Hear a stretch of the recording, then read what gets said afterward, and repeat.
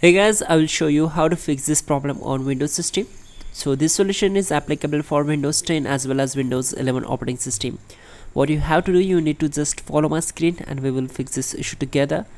So we need to open device manager to update the drivers of any devices. So you can right click here on start icon and click on device manager. You can also open it from the search bar. Simply type your device manager and click here to open it.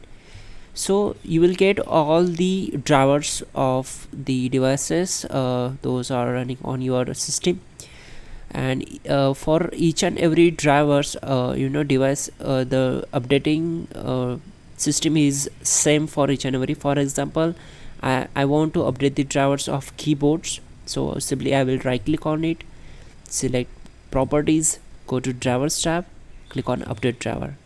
As you can see, you will get the two options here, and if I close this and I want to update the drivers of the display adapter, same process, right click on it, select properties, go to drivers tab and click on update driver.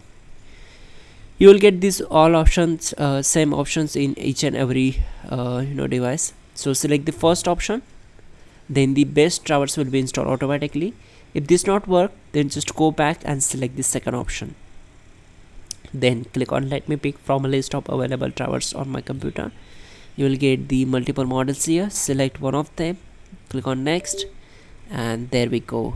It will refresh my display because I am updating the drivers of the display adapters. So there we go.